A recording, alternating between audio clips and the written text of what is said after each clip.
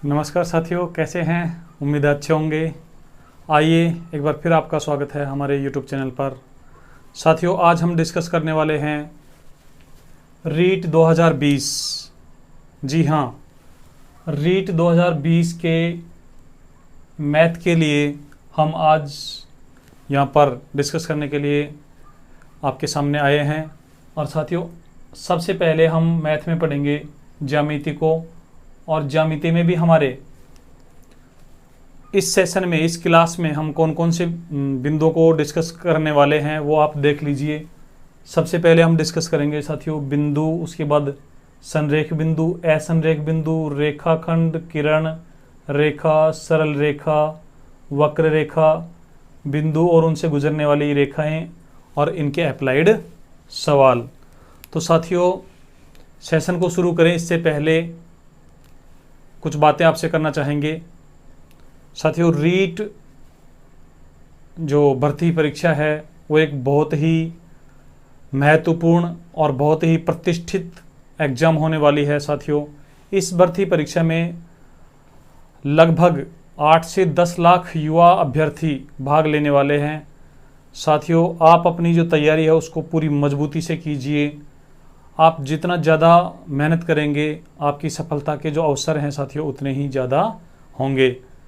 साथियों, हमारे जो ग्रामीण प्रतिभाएं हैं, जो ग्रामीण क्षेत्र के जो युवा साथी हैं, मुख्य रूप से उनके लिए गणित एक असहज विषय बना हुआ है, जटिल विषय बना हुआ है।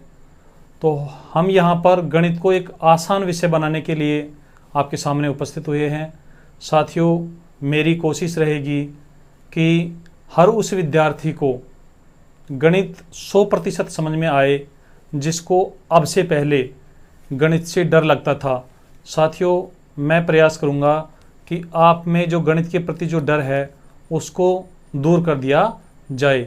अर्थात आपका जो गणित का जो डर था, आप गणित से जो विमुख रहते थे, साथियों हम प्रयास करेंगे, यदि आप लोग हमारे साथ कदम से कदम मिलाकर चलेंगे तो निश्चित रूप से ही आने वाले 1 से 2 महीने बाद गणित आपका सबसे फेवरेट विषय बन जाएगा और सबसे ज़्यादा मार्क्स आपके रीट भर्ती परीक्षा हो या अन्य भर्ती परीक्षाएं हो, सबसे ज़्यादा अंक दिलाने वाला सेक्शन भी आपका गणित ही बनने वाला है। तो साथियों बने रहिए और चलिए हम डिस्कस करते हैं। सबसे पहले हम डिस्कस करेंगे साथियों बिंदु क्या होता है और बिंदु कितने प्रकार के होते हैं और बिंदु से संबंधित सवाल किस प्रकार परीक्षा में पूछे जा सकते हैं। तो आप साथियों, एक बात और आपसे कहना चाहेंगे कि आप साथ के साथ नोट्स ज़रूर बनाते रहें, क्योंकि जैसे ही एक बार सिलेबस कंप्लीट हो जाएगा उसके बाद रिवीजन करने के लिए आप वीडियोज़ को बार बार देखेंगे तो टाइम बहुत ज़्यादा वेस्ट होगा। इसलिए आप साथ के साथ नोट्स बनाते रहें और जैसे ही नोट्स कंप्लीट हो जाएंगे फिर रिवीजन करना बहुत आसान रहेगा। चलिए साथियों, पहला हमारा आज का पॉइंट है बिंदु। साथियों, बिंदु किसे कहते हैं आइए समझते हैं। यहाँ पर साथियों मैंने कुछ निशान लगाए हैं, बस यही बिंदु हैं। बिंदु एक ऐसी आकृति है जिसकी न कोई लंबाई होती है, न कोई चौड़ाई होती है और साथियों न कोई ऊंचाई होती है। इंग्लिश में इसे पॉइंट कहते हैं, इंग्लिश में इसे पॉइंट कहते हैं। तो ऐसी आकृति जिसकी लंबाई, चौड़ाई और ऊंचाई नगण्य हो उसे साथियों हम बिंदु नाम देते हैं। या फिर और सरल भाषा में यदि हम कहें तो ये कह सकते हैं कि किसी भी समतल पर किसी पेंसिल, पेन या अन्य किसी नुकीली वस्तु की नोक लगा देने से बनी आकृति बिंदु कहलाती है। साथियों, आप इसे नोट कर लीजिए। बिंदु की न कोई लंबाई होती है, न कोई चौड़ाई होती है, न कोई ऊंचाई होती है। अब साथियों हम बात करते हैं बिंदु के प्रकार। तो सबसे पहले हम पढ़ेंगे संरेख बिंदु। संरेख बिंदु साथियों आप एक एक को समझते जाइए। ये बिंदु है हमारा। अब संरेख बिंदु क्या होते हैं साथियों? समतल में अनंत बिंदु हम लगा सकते हैं। जैसे ये हमारा समतल है, इसमें हम कितने भी बिंदु लगा सकते हैं। तो संरेख बिंदु किसे कहते हैं आइए देखते हैं। ये हमारा एक बिंदु है साथियों, ये एक दूसरा बिंदु है। यदि ये दोनों बिंदु,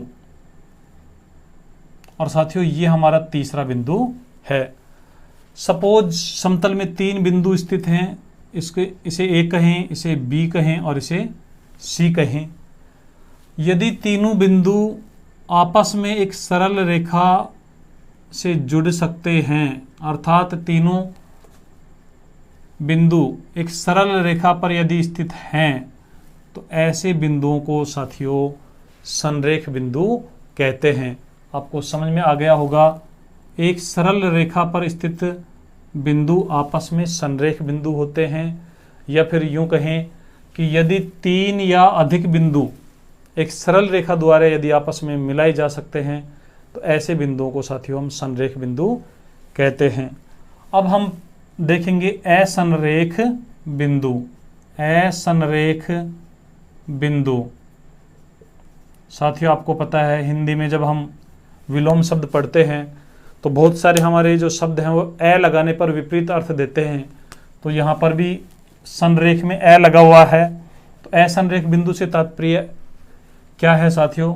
यदि 3 बिंदु ऐसे हैं जो जिनसे होकर एक सरल रेखा नहीं गुजर सकती, या फिर ऐसे बिंदु जो एक सरल रेखा पर स्थित नहीं होते हैं, असंरेख बिंदु कहलाते हैं। या फिर हम ये ऐसे भी कह सकते हैं कि यदि 3 बिंदुओं को हम एक सरल रेखा द्वारा नहीं मिला सकते, तो ऐसे 3 बिंदु असंरेख बिंदु कहलाते हैं। जैसे साथियों ये हमारे 3 बिंदु हैं, ए, बी और सी। हम ए और बी को तो मिला सकते हैं, लेकिन साथियों सरल रेखा फिर हमारी इसी दिशा में बढ़ जाएगी, और सी जो बिंदु है वो उस सरल रेखा पर स्थित नहीं हो पाएगा। इसलिए ए बी सी आपस में एक दूसरे के प्रति असंरेख बिंदु हैं। चलिए अब हम चलते हैं रेखाखंड पर। अगला हमारा जो हेडिंग है साथियों, आप हेडिंग लगा दीजिए रेखाखंड। रेखाखंड, इसे लाइन सेगमेंट भी बोलते हैं, लाइन सेगमेंट। साथियों रेखाखंड क्या होता है, उसके बाद किरण क्या होती है, रेखा क्या होती है, इनमें आपस में कैसे हल्का हल्का अंतर है, आइए समझते हैं। सबसे पहले यदि हम यहाँ समतल पर 2 बिंदु लगा दें और इसे नाम दे दें ए, इसे नाम दे दें बी, और साथियों यदि इन दोनों बिंदुओं को एक सीधी रेखा से मिला दें, एक न्यूनतम दूरी वाली यहाँ पर हम ज्यामितीय आकृति बना दें। साथियों ये हमारी न्यूनतम दूरी वाली ज्यामितीय आकृति है जिसके माध्यम से ये दोनों बिंदु जुड़ गए हैं। तो इस प्रकार प्राप्त आकृति को हम रेखाखंड कहते हैं। साथियों आप नोट कर लीजिए, समतल पर स्थित 2 बिंदुओं को आपस में मिलाने वाली सीधी रेखा रेखाखंड कहलाती है, या समतल पर स्थित 2 बिंदुओं को मिलाने वाली सीधी ज्यामितीय आकृति रेखाखंड कहलाती है। अब साथियों हम रेखाखंड की क्या क्या विशेषताएं हैं, 4-5 पॉइंट करके हम यहाँ पर विशेषताएं पढ़ेंगे। पहला हमारा ये है कि सबसे पहले हम इसका अर्थ नोट कर लें, तो अर्थ आपने नोट कर लिया होगा। दूसरा इसका प्रतीक क्या होता है। साथियों ये जो रेखाखंड है इसको हम ज्यामिति में प्रतीक के रूप में कैसे लिखते हैं, तो हम इसे लिखते हैं ए बी, और साथियों यहाँ पर हम ऐसे बना देते हैं। तो ए बी एक रेखाखंड है। जरूरी नहीं है कि हमेशा ए बी हो साथियों, ये बिंदु पी है, ये बिंदु क्यू है। यदि हम इन दोनों बिंदुओं को एक सीधी सरल ज्यामितीय आकृति से मिला दें तो ये एक रेखाखंड बनता है। इसके बाद साथियों हम बात करते हैं कि किसी भी रेखाखंड पर बिंदुओं की संख्या, बिंदुओं की संख्या साथियों एक जो रेखाखंड होता है उस पर कितने बिंदु हो सकते हैं, कितने बिंदु स्थित हो सकते हैं, आप हमें एक बार कमेंट करके बता दीजिए। हम देखते हैं कि ये हमारा एक रेखाखंड है, ए बी एक रेखाखंड है साथियों। इस पर एक बिंदु यहाँ है, एक बिंदु यहाँ है, और साथियों इस रेखाखंड पर यहाँ पर अनंत बिंदु स्थित हो सकते हैं। इसलिए किसी भी रेखाखंड पर बिंदुओं की जो संख्या होती है वो साथियों अनंत होती है, और अनंत का जो प्रतीक है वो साथियों इस प्रकार से होता है। अनंत का मतलब क्या है? जिनका कोई अंत नहीं है। अब साथियों हम बात करते हैं कि एक रेखाखंड पर अंत बिंदु कितने होते हैं? अंत बिंदु, और साथियों अंत बिंदु क्या होते हैं? And point, and point. अब साथियों एंड पॉइंट क्या होता है? वह बिंदु जहां पर रेखाखंड समाप्त हो जाता है, रेखाखंड का एंड पॉइंट कहलाता है। जैसे यहां पर आप देख रहे होंगे, इस साइड का जो बाएं साइड का एंड पॉइंट है वो ए है, और दाएं साइड का जो एंड पॉइंट है वो साथियों बी है। इसी प्रकार इस रेखाखंड में बाईं साइड का एंड पॉइंट पी है और दाईं साइड का एंड पॉइंट क्यू है। तो साथियों आप बताइए, एक जो रेखाखंड होता है उसमें एंड पॉइंट कितने होते हैं? कमेंट कीजिए और कमेंट के माध्यम से हमें बताइए। बिल्कुल ठीक साथियों, जैसा कि यहाँ स्पष्ट है, एक रेखाखंड में अंत जो बिंदु हैं, अंत बिंदु, उनकी संख्या साथियों 2 होती है, और वो दोनों रेखाखंड के अंतिम बिंदु होते हैं। इन्हें हम अंत बिंदु, एंड पॉइंट या अंतिम बिंदु भी कहते हैं। उम्मीद है साथियों आपको ये रेखाखंड के बारे में समझ में आ गया होगा। और साथियों आपको हमारा सेशन कैसा लग रहा है आप हमें कमेंट के माध्यम से बताते रहें, और वीडियो को आप लाइक ज़रूर कर दें साथियों, और इसे शेयर भी कर दें। साथियों अपना यहाँ पर आपको पढ़ाने का मकसद ये है कि कोरोना महामारी की वजह से जो आपात स्थिति उत्पन्न हो गई है, विद्यार्थियों के लिए एक बड़ी मुसीबत जो बन गई है, ऐसी स्थिति में आप लोगों तक सब्जेक्ट को और विशेषकर गणित को आप तक बहुत ही सरल भाषा में, सरल तरीके से प्रस्तुत करना, और साथियों इससे ज़्यादा से ज़्यादा विद्यार्थियों को लाभ पहुँचे तो विद्यार्थियों का हित इसमें होगा। तो चलिए अब हम बात करते हैं किरण। नेक्स्ट हमारा जो पॉइंट है साथियों वो है किरण। आइए देखते हैं किरण किसे कहते हैं। ये आप हेडिंग लगा दीजिए, किरण। अब साथियों हम देखते हैं कि अभी हमने बात की थी, ये एक पॉइंट है, ये एक पॉइंट है, अर्थात ये बिंदु ए है और ये बिंदु बी है। और यदि इन दोनों को आपस में मिला दिया जाए साथियों, तो अब जो हमें ज्यामितीय आकृति प्राप्त हुई है ये कहलाती है रेखाखंड। इसे क्या कहते हैं साथियों? रेखाखंड। अब यदि साथियों हम इसको, इस रेखाखंड को, एक बिंदु को तो यहीं रहने दें, स्थिर रहने दें, और दूसरे बिंदु से आगे इसे और बढ़ा दें और इसे अनंत तक जाने दें, अनंत तक जाने दें, तो ऐसी स्थिति में अब हमें जो ज्यामितीय आकृति प्राप्त हुई है उसे हम साथियों, उसे हम कहेंगे किरण।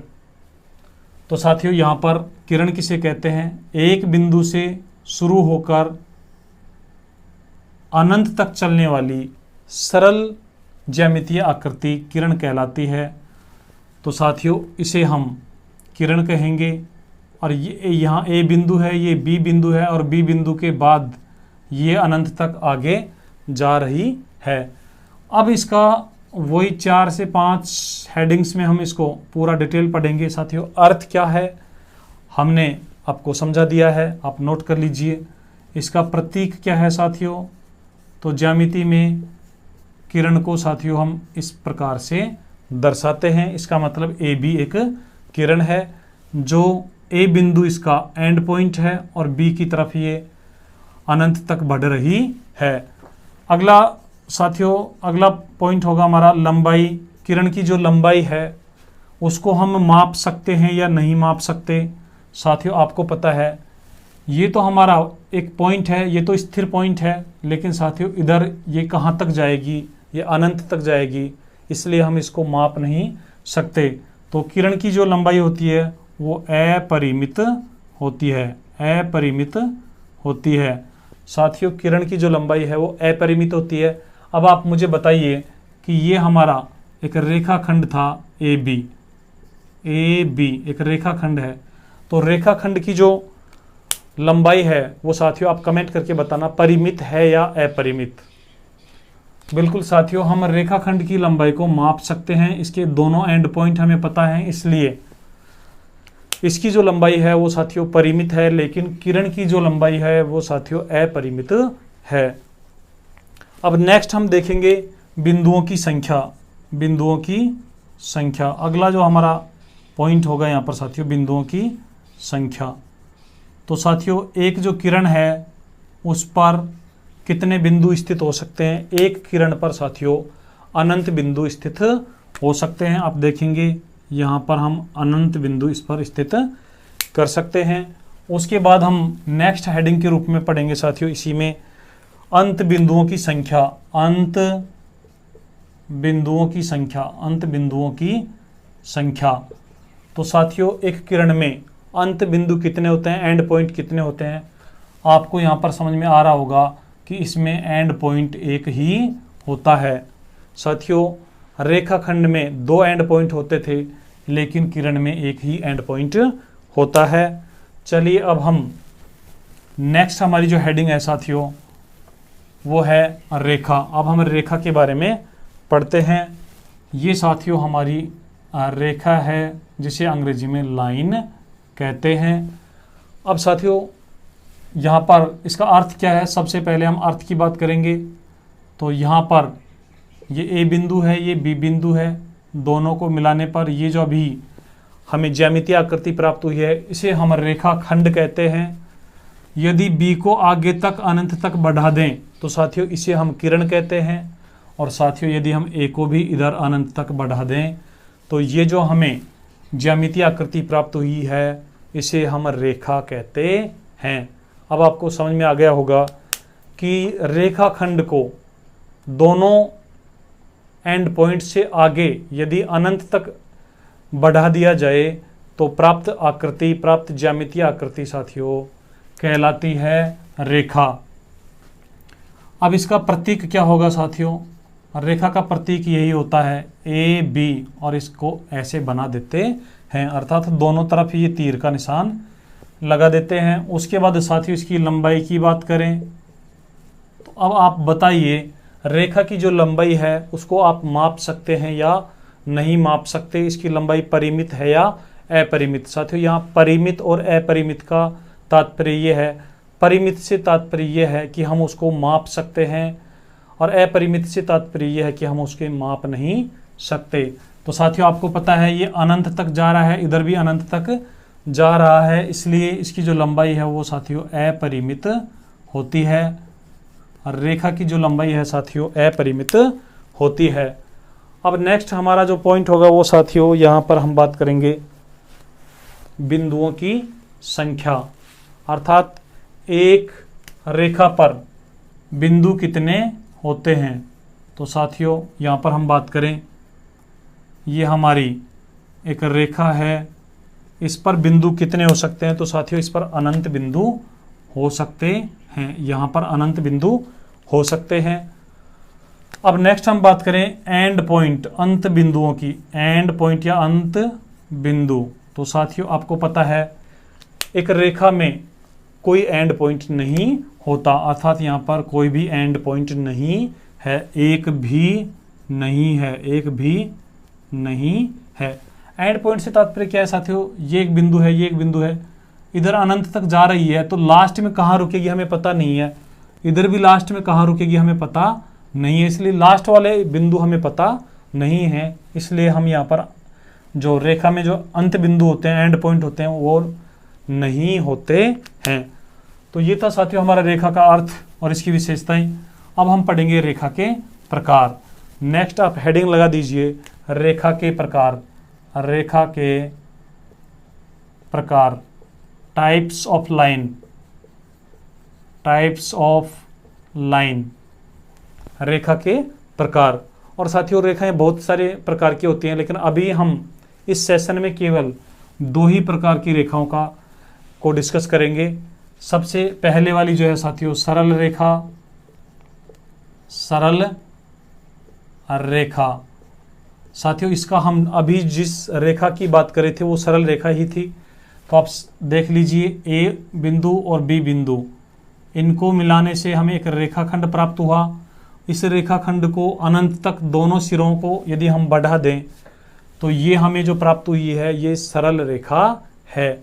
दूसरी साथियों हमारे पास है वक्र रेखा, वक्र रेखा, इसे कर्व लाइन भी बोलते हैं, कर्व, CURVE, कर्व लाइन, वक्र रेखा। इसे टेढ़ी मेढ़ी रेखा भी बोलते हैं, टेढ़ी मेढ़ी रेखा। साथियों वक्र रेखा कह दीजिए, टेढ़ी मेढ़ी रेखा कह दीजिए। तो अब ये होती क्या है साथियों, ये हमारी जो ज्यामितीय आकृति है, ऐसी ज्यामितीय आकृति को साथियों हम कहते हैं टेढ़ी मेढ़ी रेखा या वक्र रेखा या कर्व लाइन। तो ये हमारी सरल रेखा है, ये हमारी वक्र रेखा है। आपको समझ में आ गया होगा कि ऐसी रेखा जो सीधी नहीं होती है, जो सरल नहीं होती है, उसे हम वक्र रेखा कहते हैं। नेक्स्ट हम बात करेंगे साथियों, अब हमारे यहाँ से क्वेश्चन बनना शुरू होंगे और हम बात करेंगे बिंदु और उनसे गुजरने वाली रेखाएं। जैसे साथियों हमारे पास ये एक बिंदु है, यहाँ समतल पर एक बिंदु है। अब इस बिंदु से कितनी रेखाएं गुजर सकती हैं, आप हमें कमेंट करके बताएं। 1, 2, 3, 4 या अनंत। साथियों एक बिंदु से कितनी रेखाएं गुजर सकती हैं। अब आप देखिए यहाँ पर एक रेखा साथियों हमारी ये है, दूसरी रेखा ये है, तीसरी रेखा ये है, चौथी रेखा ये है, और साथियों आप जितनी चाहो उतनी रेखाएं यहाँ से गुजार सकते हो। तो एक बिंदु से साथियों अनंत रेखाएं गुजर सकती हैं, एक बिंदु से अनंत रेखाएं गुजर सकती हैं। और साथियों जिस बिंदु से ये रेखाएं गुजरती हैं उस बिंदु का नाम भी आप बता दीजिए। उस बिंदु को कहते हैं संगामी बिंदु, संगामी बिंदु। तो आप बिंदु के प्रकारों में एक और बढ़ा लीजिए। हमने संरेख बिंदु, असंरेख बिंदु पढ़े थे, संगामी बिंदु भी आप ध्यान रखिए। यानी जब बहुत सारी रेखाएं किसी एक बिंदु से होकर गुजरती हैं तो उस बिंदु को हम यहाँ पर संगामी बिंदु नाम देते हैं। साथियों ये हमारा पहला सवाल था, यहाँ पर एक बिंदु से गुजरने वाली रेखाओं की संख्या कितनी है। नेक्स्ट हमारा जो सवाल बनेगा साथियों ये होगा कि हमारे पास दो बिंदु हैं और इन दो बिंदुओं से गुजरने वाली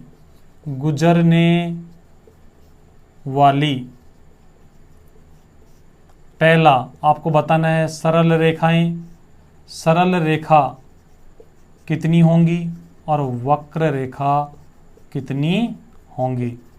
साथियों आप हमें ये बताएं कि दो बिंदुओं से गुजरने वाली सरल रेखाओं की संख्या कितनी होगी और वक्र रेखाओं की संख्या कितनी होगी। तो आप समझ लीजिए साथियों ये हमारे दो बिंदु हैं, इनसे गुजरने वाली सरल रेखा साथियों एक ही होगी। तो सरल रेखा की संख्या होगी 1 और साथियों वक्र रेखा कितनी होंगी आप समझ लीजिए। ये एक बिंदु है, ये एक बिंदु है। एक वक्र रेखा साथियों ऐसे गुजर सकती है, दूसरी वक्र रेखा साथियों ऐसे गुजर सकती है, तीसरी वक्र रेखा साथियों ऐसे गुजर सकती है। तो दो बिंदुओं से गुजरने वाली वक्र रेखाओं की संख्या होगी अनंत। कितनी होगी साथियों? अनंत। लेकिन सरल रेखाओं की संख्या कितनी होगी? 1। चलिए अब हम, आप उतार लीजिए एक बार इनको, नोट्स बनाते रहिए साथियों, और आप वीडियो की जो स्पीड है उसको कम ज़्यादा करके अपने हिसाब से एडजस्ट कर लें। यदि आपको ये चीज़ें पहले से ही पढ़ी हुई हैं और आपको केवल रिवीजन के तौर पर चाहिए तो आप वीडियो की स्पीड थोड़ा बढ़ा लीजिए। और साथियों यदि आप वीडियो के साथ साथ नोट्स बनाते जा रहे हैं तो वीडियो की स्पीड थोड़ा कम कर लीजिए या फिर पॉज कर लीजिए।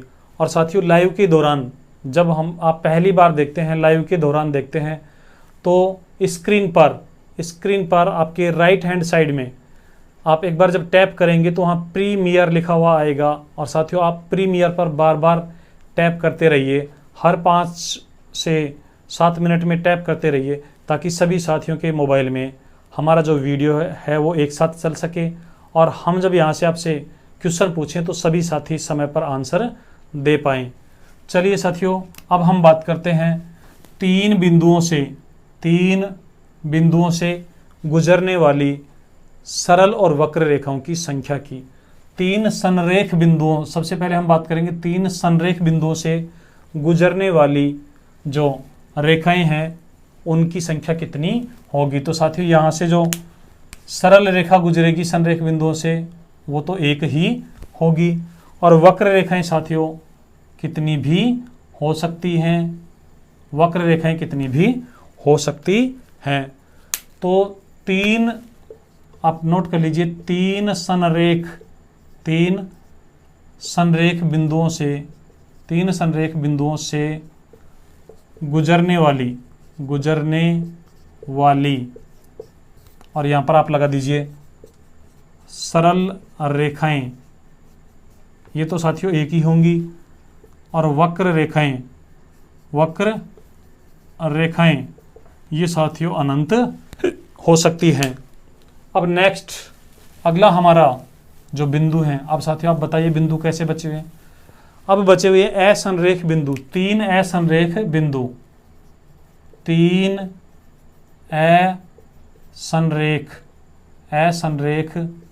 बिंदु, और साथियों इनसे गुजरने वाली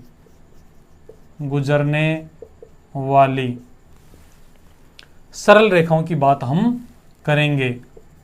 सरल रेखाएं कितनी होंगी और उनकी संख्या हम कैसे ज्ञात करेंगे। तो आप एक बार अपनी जो पेन और कॉपी से साथियों आप कागज पर 3 असंरेख बिंदु बनाइए, और 3 असंरेख बिंदुओं से आप कितनी सरल रेखाएं बना सकते हैं। यहाँ से साथियों क्वेश्चन बनते हैं, यहाँ से मैथमेटिकल क्वेश्चन भी बनते हैं और अप्लाइड क्वेश्चन भी बनते हैं। अप्लाइड क्वेश्चन कैसे होते हैं अभी हम चर्चा करेंगे। साथियों एक बार समझ लीजिए, ये 3 बिंदु हैं, 3 असंरेख बिंदु हैं। अब इनसे गुजरने वाली जो सरल रेखाएं हैं उनकी संख्या कितनी होगी, आइए देखते हैं। साथियों एक सरल रेखा ये बन गई है, एक सरल रेखा ये बन गई है। आप चाहें तो बिंदुओं के नाम भी नोट कर लीजिए, ये ए बिंदु है, ये बी बिंदु है और ये सी बिंदु है। दूसरी सरल रेखा साथियों हम बी बिंदु और सी बिंदु को मिलाएंगे तो बन जाएगी, और साथियों तीसरी सरल रेखा जो होगी वो ए बिंदु और सी बिंदु को मिलाने से हो जाएगी। तो यहाँ पर सरल रेखाओं की संख्या कितनी हो गई साथियों, 3। 3 असंरेख बिंदुओं से गुजरने वाली सरल रेखाओं की संख्या होती है साथियों 3। ये हमारा आंसर हुआ। अब यदि साथियों हम असंरेख बिंदुओं की संख्या बढ़ाते जाएंगे तो उनसे गुजरने वाली सरल रेखाओं की संख्या भी बढ़ती जाएगी, और उनका हम निर्धारण कैसे कर पाएंगे। नेक्स्ट सवाल आप नोट कीजिए, 4 असंरेख बिंदुओं से गुजरने वाली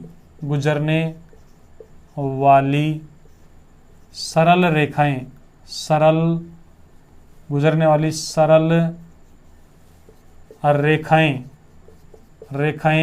कितनी होंगी, सरल रेखाएं कितनी होंगी। अब सबसे पहले हम 4 बिंदु बना देते हैं साथियों, एक ये बिंदु है, एक ये बिंदु है, एक ये बिंदु है, एक ये बिंदु है। साथियों ये 4 असंरेख बिंदु हैं जिन्हें हम ए, बी, सी और डी नाम दे रहे हैं। अब आप देखिए कि इनसे गुजरने वाली जो सरल रेखाएं हैं उनकी संख्या कितनी होगी। सबसे पहले हम बनाते हैं, उसके बाद हम फॉर्मूला आपको बताएंगे।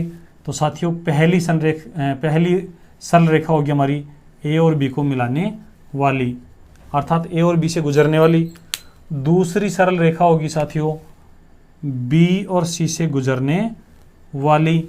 तीसरी सरल रेखा होगी साथियों सी और डी से गुजरने वाली, और चौथी सरल रेखा होगी डी और ए से गुजरने वाली।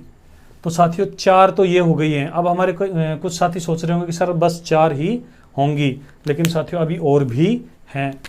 अब आप देखेंगे कि यदि हम ए से सी को सीधा मिलाएंगे तो इनसे भी एक सरल रेखा गुजरेगी। और ऐसे ही साथियों यदि हम डी को जब बी से मिलाएंगे तो इधर से भी एक सरल रेखा गुजरेगी। तो साथियों सरल रेखाओं की संख्या यहाँ पर कितनी आ गई है? 6। सरल रेखाओं की संख्या कितनी आ गई है साथियों? 6। अब साथियों इससे ज़्यादा सरल रेखाएं हम नहीं गुजार सकते। चलिए कुछ और एग्जाम्पल लेते हैं, एक और एग्जाम्पल लेते हैं और उसके बाद फिर आपको इसका जो फॉर्मूला है वो समझाएंगे। अभी आप एक बार 5 बिंदु ले लीजिए साथियों, और ये जो 5 बिंदु हैं इनसे होकर गुजरने वाली जो सरल रेखाएं हैं उनकी संख्या एक बार हमें बता दीजिए।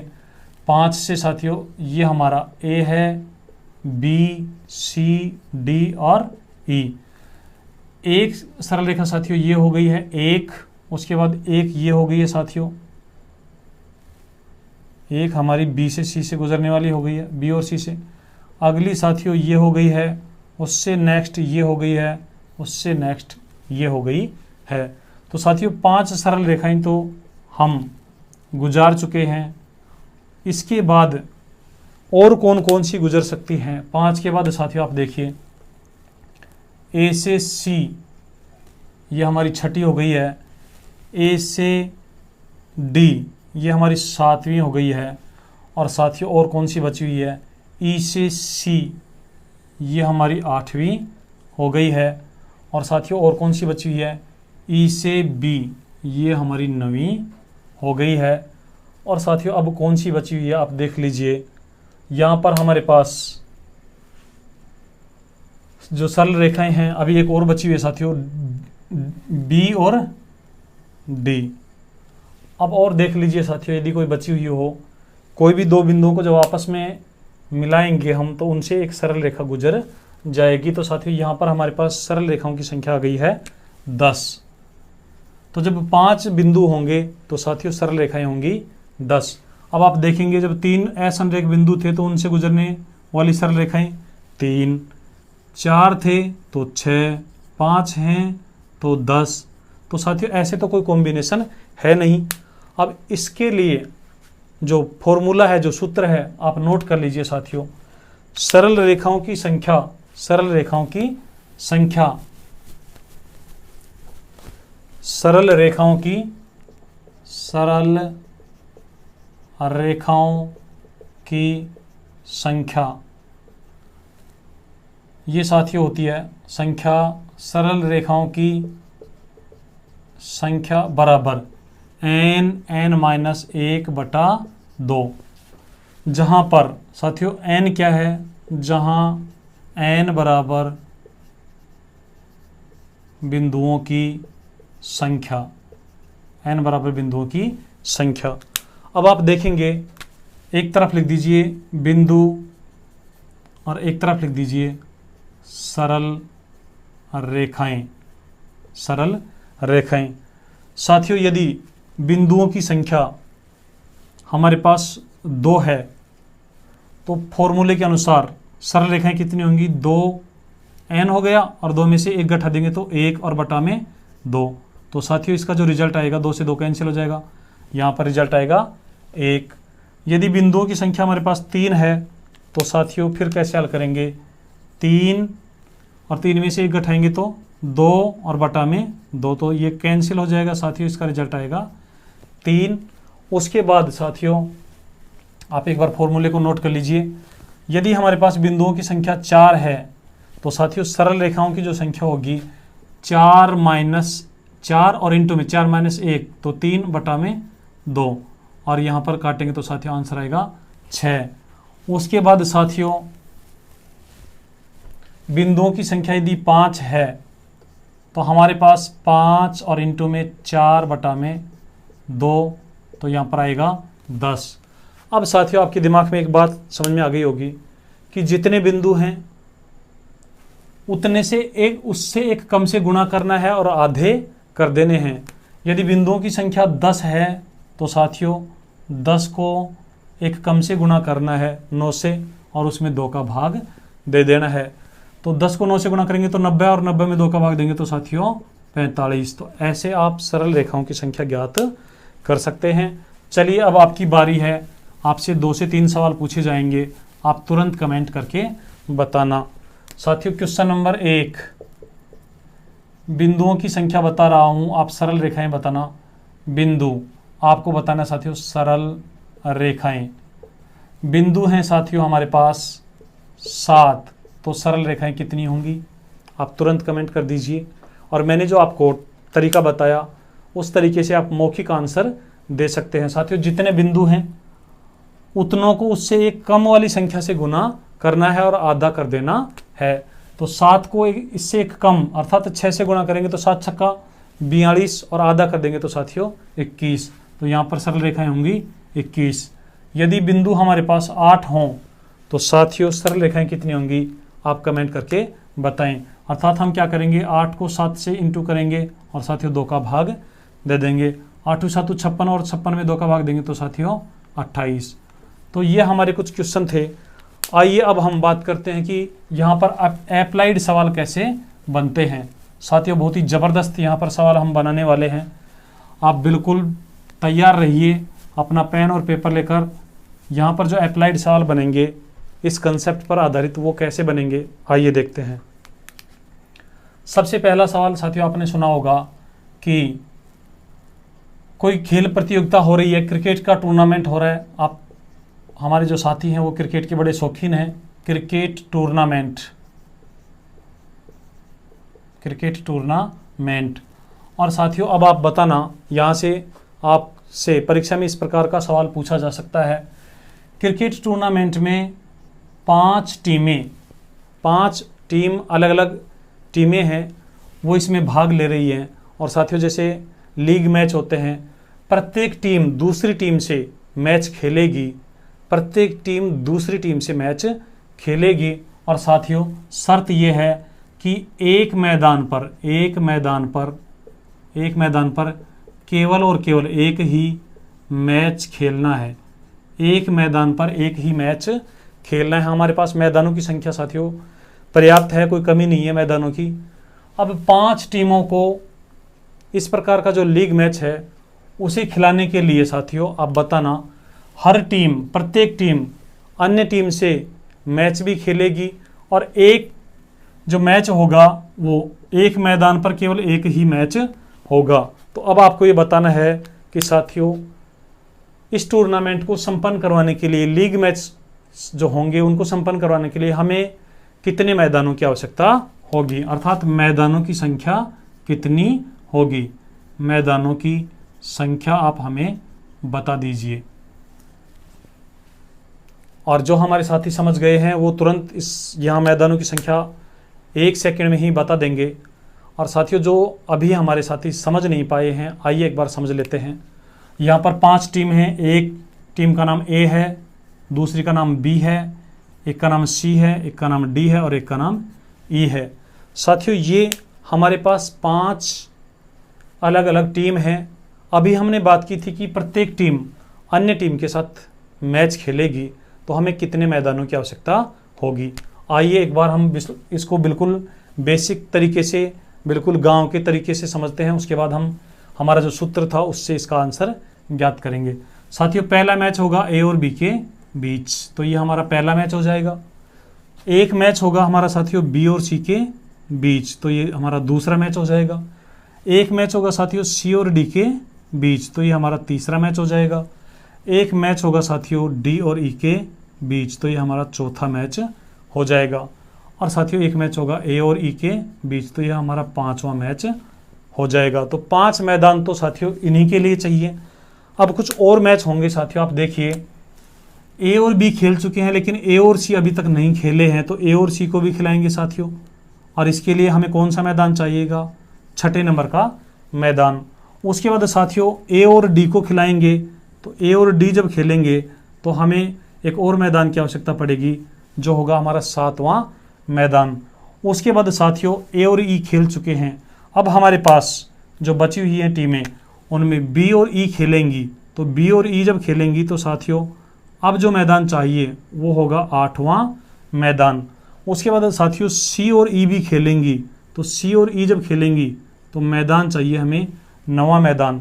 और साथियों अब हमारे पास केवल एक टीम बची हुई है, बी और डी, और बी और डी जब खेलेंगी तो हमें मैदान चाहिए 10वां।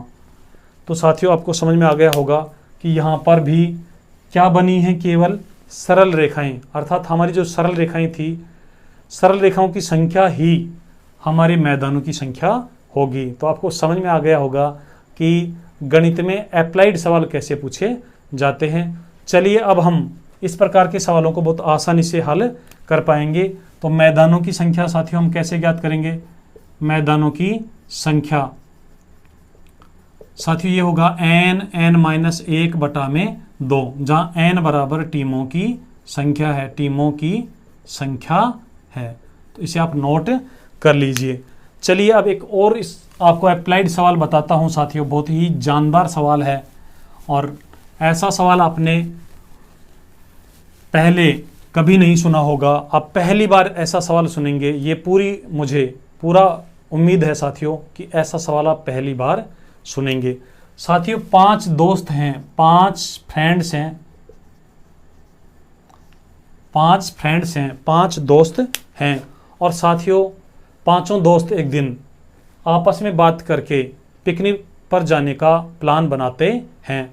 और साथियों पिकनिक पर जो गए हैं इस स्थान का नाम है फ्रेंड्स पॉइंट। फ्रेंड्स पॉइंट बहुत ही फेमस जगह है, फ्रेंड्स पॉइंट। आप हमें ये कमेंट करना कि फ्रेंड्स पॉइंट कहाँ स्थित है। आपके कमेंट्स का हमें इंतज़ार रहेगा, आप हमें बताना। अब साथियों पांचों जो दोस्त हैं फ्रेंड्स पॉइंट पर चले जाते हैं पिकनिक मनाने के लिए। और साथियों वहाँ जो सबसे इम्पोर्टेंट बात है, जो सबसे महत्वपूर्ण बात है साथियों, एक वहाँ पर एक ऐसी जगह बनी हुई है जिसमें एक साथ केवल 2 व्यक्ति खड़े हो सकते हैं, एक साथ केवल 2 व्यक्ति खड़े हो सकते हैं। और वहाँ पर साथियों तस्वीर ली जाती है, पिक्चर ली जाती है, फ़ोटो बनाई जाती हैं। तो साथियों ये हमारा फ्रेंड्स पॉइंट का वो स्पॉट है जहाँ पर कैमरामैन पहले से ही उपस्थित रहते हैं और तुरंत फ़ोटो बनाकर दे देते हैं। यहाँ की तस्वीरें साथियों इतनी ज़बरदस्त होती हैं, बहुत आकर्षक तस्वीरें यहाँ से प्राप्त होती हैं। तो जितने भी लोग यहाँ पर फ्रेंड्स पॉइंट पर घूमने के लिए जाते हैं सब फ़ोटो वहाँ पर ज़रूर खिंचवा कर आते हैं। तो साथियों अब सवाल को समझिए, सवाल क्या है? सवाल हमारा ये है कि 5 मित्र हैं, आप इनको कुछ भी नाम दे दीजिए, A, B, C, D और E। पांचों जब घूमने जाते हैं, फ्रेंड्स पॉइंट पर पहुंचते हैं, पिकनिक मनाते हैं, उसके बाद जैसे ही फ़ोटो खिंचाने की बारी आती है तो यहाँ पर जो कैमरामैन है साथियों, ये जो कैमरामैन है, जो कैमरा लेके तैयार बैठा हुआ है, इसे बोलते हैं कि भैया हमारी फ़ोटो खींचना। साथियों एक फ़ोटो के ये 100 रुपये लेता है, एक फ़ोटो के 100 रुपये लेता है। लेकिन ये जो फ्रेंड्स हैं उनके लिए पैसे कोई मायना नहीं रखता है। अब आप ये बताना, सवाल यहाँ पर बनेगा कि सभी दोस्त जितने भी फ्रेंड्स हैं वो सब एक दूसरे के साथ फ़ोटो खिंचवाते हैं, बारी बारी से 2-2 मित्र यहाँ पर खड़े होकर फ़ोटो खिंचवाते हैं। कैसे? जैसे एक बार A और B खिंचवाएगा, फिर एक बार A और C, फिर A और D, फिर A और E, इस प्रकार से। उसके बाद B और C खिंचवाएंगे, B और D, B और E, इस प्रकार से साथियों सभी मित्र आपस में एक पेयर के रूप में यहाँ पर फ़ोटो खिंचवाने के लिए खड़े होते हैं। अब साथियों जैसे ही सभी मित्र एक दूसरे के साथ फ़ोटो खिंचवा लेते हैं तो जब पेमेंट करने की बारी आती है तो साथियों अब आप बताइए एक फ़ोटो के 100 रुपये के हिसाब से यहाँ पर कुल पेमेंट कितना होगा, कुल भुगतान कितना करना पड़ेगा? ये भी साथियों एक बहुत ही इम्पोर्टेंट सवाल है। आप लोगों ने इस प्रकार के सवाल कभी नहीं सुने होंगे, लेकिन साथियों अब ज़माना बदल गया है, एग्ज़ाम का स्टैंडर्ड बदल गया है। हमारे जो कॉम्पिटिटर्स हैं, जो एस्पिरेंट्स हैं, उनका IQ साथियों बहुत ज़बरदस्त है। इसलिए पेपर सेटर जो होते हैं आजकल लैंग्वेज बेस्ड सवाल बनाने लगे हैं। और साथियों अब प्रतियोगी परीक्षाओं में वही विद्यार्थी सफल होते हैं जो कंसेप्ट को बहुत अच्छे से समझ लेते हैं साथियों, केवल ट्रिक से आंसर निकालने वाले और ट्रिक रटने वाले विद्यार्थी कभी अच्छी जो प्रतियोगी परीक्षा हैं उनमें कामयाब नहीं हो पाते हैं। तो साथियों अब आप बताइए कि कुल भुगतान कितना करना पड़ेगा, और कई साथियों के आंसर सही आ रहे हैं। साथियों यहाँ पर कुल भुगतान कितना होगा, एक फोटो के 100 रुपये हैं, तो जितनी फोटो होंगी साथियों, जितनी तस्वीरें होंगी, जितनी पिक्चर होंगी, उतने से हम इंटू कर देंगे तो हमारा कुल भुगतान आ जाएगा। इसका मतलब ये हुआ कि आपको फोटो जो बनेंगी, तस्वीरें जो बनेंगी, उनकी संख्या ज्ञात करनी है। और साथियों यहाँ पर जो तस्वीरें बनेंगी वो भी आप बिल्कुल देसी तरीके से भी आप ज्ञात कर सकते हैं। आप चाहें तो यहाँ से भी ज्ञात कर सकते हैं, आप चाहें तो सूत्र से भी ज्ञात कर सकते हैं। यहाँ से देखेंगे ए और बी एक फ़ोटो, फिर ए और सी दूसरा फ़ोटो, ए और डी तीसरा फ़ोटो, ए और ई चौथा फ़ोटो। उसके बाद साथियों बी और सी पांचवा, बी और डी छठा, बी और ई सातवां। उसके बाद साथियों सी और डी आठवां, सी और ई नौवां और डी और ई 10वां। तो ये तो साथियों हमारा देसी तरीका हुआ, इसमें टाइम बहुत लगता है। अब इसका जो सूत्र बनेगा साथियों, इसका सूत्र भी वही है जो हमारी सरल रेखाओं की संख्या होती थी, अर्थात कुल फोटोज की जो संख्या होगी वो साथियों, टोटल जो फोटोज होंगी वो साथियों होंगी n-1/2, जहाँ पर n जो है वो साथियों मित्रों की संख्या है, मित्रों की संख्या। तो साथियों इस प्रकार से बहुत सारे सवाल बनाए जा सकते हैं लैंग्वेज बेस्ड। इस प्रकार जितने भी एक दूसरे के साथ कुछ करने वाले हैं, जैसे एक दूसरे से हाथ मिलाते हैं, एक दूसरे को उपहार देते हैं, इस टाइप की जितने भी सवाल हैं वो साथियों इसी तरीके से हल होते हैं। तो साथियों ये सेशन आपको कैसा लगा? यदि सेशन आपको अच्छा लग रहा है तो साथियों इसे आप सोशल मीडिया पर आपके जितने भी फेसबुक, व्हाट्सएप और इंस्टाग्राम, ट्विटर जो भी आप यूज़ करते हैं सब पर इसे शेयर कर दीजिए, ताकि कम समय में ज़्यादा से ज़्यादा हमारे जो साथी हैं जिनको गणित पढ़ने की ज़रूरत है साथियों, जो गणित की वजह से बहुत घबरा रहे हैं कि हम रीट में कैसे सफल हो पाएंगे, साथियों उन लोगों को आप बता दीजिए कि अब आपको घबराने की आवश्यकता नहीं है। और गणित आपकी जो कमजोरी थी, हम साथियों गणित को ताकत बनाकर मानेंगे। चलिए साथियों आज के लिए इतना ही, मिलते हैं नए सेशन में नई उमंग, नई ऊर्जा और नए जोश के साथ। तब तक आप पढ़ते रहिए, मस्त रहिए, हंसते रहिए। जय हिंद, जय भारत।